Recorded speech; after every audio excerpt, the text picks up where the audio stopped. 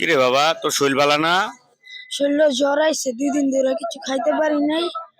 কালকে রাইতে শুধু 50 টাকার ভাত খাইছি আর নিজে 50 টাকার ওষুধ কিনছি। ও, টাকা পালি কোথায়? মানুষের তো চাইয়া রয়েছে আমার শরীরে জ্বর, ভাই আমার 10টা টাকা দাও, আমি ওষুধ ও, দেখি ওষুধ ওষুধ কই? কোন জায়গা থেকে লইছ ওষুধ? ওই যে স্টেশনের আনতেন ওই যে ওখান থেকে? এই এই ওষুধ কত? 50 টাকা। জ্বর কদ্দুর উঠছে? 105। মাইপা মাপছিল, থার্মোমিটার দিয়ে মাপছে? আমি মাপছি, জ্বর মাপুনি দে। তুই তুই নিজে মাপছ? তুই মাপুন না, যন্ত্র পালি কই? বেড়াতে লইয়া। তো পরে বেড়াই দেখছে যে 105। তোর নাম কি? তামবীর। তানবীর। তোর দেশের বাড়ি কোথায়? নারায়ণগঞ্জ, 2,500। ও, ওই যে ওই দিন তোরা এটা দিলাম, একটা ইয়া করলাম। হ্যাঁ, ঠিক আছে।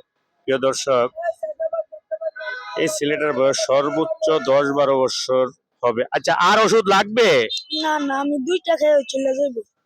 যদি লাগে তাইলে আমার কাছে বলবি। এখন কিছু খাবি? খাইতে পারবো না, অনেক খেলে বমি করে ওকে পালাই দিব। এখন খাইলে বমি করে ফালাই দিবি? পানি খাবো। একটু পানি খাবি? আচ্ছা, ঠিক আছে, পানির ব্যবস্থা করে দিলে হইব। ধর ওষুধগুলি ধর। প্রিয় দর্শক, এই শিশু বাচ্চাটা দেখেন, আমারে দেইখা আমার কাছে আইসা বলতেছে যে ওকে দেখলে আমি ভালোবাসি। তো তো বলতেছে, আঙ্কেল আমার জ্বর 105 ডিগ্রি। ওই যে দেখেন কত সরল বিশ্বাস। আসলে ভালোবাসলে বনের পশুও পোষ মানান যায়।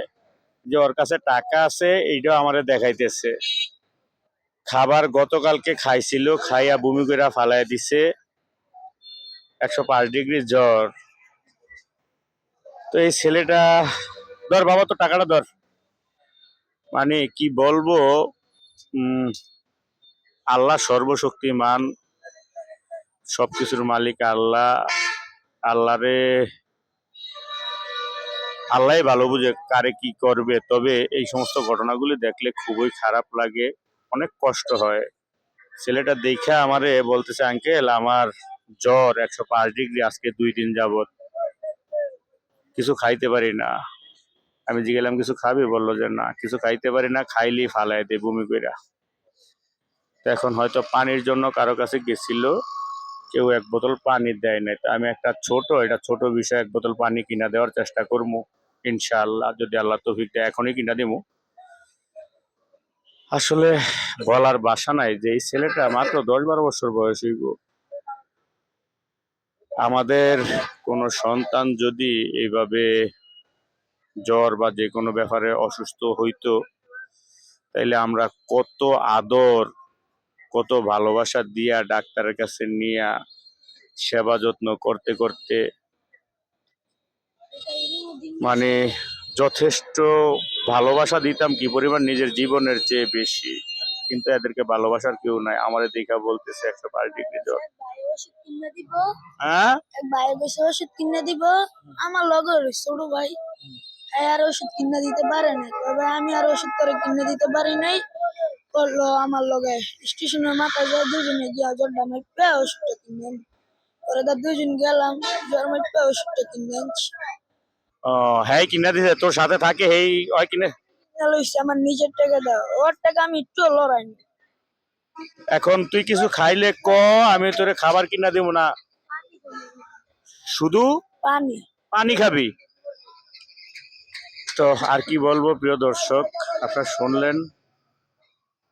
আমি চেষ্টা করব আল্লাহর রহমতে আপনাদের ভালোবাসা পাইলে এই ছেলেগুলির একটা স্থান দেওয়ার, একটা স্থান দিয়ে হয়তো পরিষ্কার পরিচ্ছন্ন কইরা তারপরে এদেরকে আমার একটা বাসা নিয়ে রাইখা প্রাথমিকভাবে 2-4 দিন বিশ্রামের ব্যবস্থা কইরা এরপরে মাদ্রাসায় ভর্তি করার জন্য। বাবা, মাদ্রাসায় ভর্তি করলে পড়বি? মাদ্রাসা দিছিল আম্মু, পরে তো আমার জিনে ধরছে 5 তলার উপরে, তো আমার আসার মারছে। এখন এখন ভর্তি করলে পড়বি? পড়তে পারি এখন। আচ্ছা, ঠিক আছে, তাহলে আমি ব্যবস্থা করবো। হ্যাঁ, ইনশাল্লাহ। আচ্ছা, ইনশাল্লাহ বলছে। তো প্রিয় দর্শক, এই চ্যানেলটা মানবিক একটা ভিডিও, সবাই বেশি বেশি শেয়ার করে দিবেন সম্ভব হইলে, আর একটু সাবস্ক্রাইব করে দিবেন, একটু ফলো দিবেন।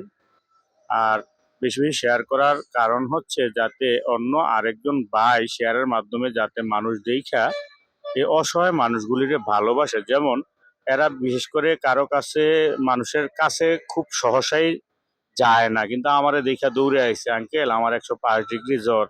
আসলে এদেরকে ভালোবাসার মতো মানুষ নাই। তো বাবা মাও নাই। আমি ওর ইতিহাস এর আগে একবার শুনছিলাম যে বাবা আছে। হ্যাঁ। বাবাটা ডিস্ট্রিক্টের তলে পুরো পা ভেঙে গেছে। বাবার পা ভাঙ্গা গেছে, কিন্তু মা গর্ভবতী, ঘরে খাবার টাবার দিতে পারে না, যার জন্য বাসা থেকে বেরিয়ে আসছে। তো আর কি বলবো, সবাই এই অসহায় মানুষগুলির পাশে দাঁড়াবেন, দাঁড়ানোর চেষ্টা করবেন যার যার তৌফিক অনুযায়ী। আল্লাহ সবার মঙ্গল করুক, সবাইকে ভালো রাখুক। মহান রাব্বুল আলামিনের সর্বসৃষ্টির প্রতি ভালোবাসা রেখে এবং সবার মঙ্গল কামনা করে আজকের জন্য এখানেই বিদায় নিচ্ছি। আল্লাহ হাফেজ, আসসালামু আলাইকুম।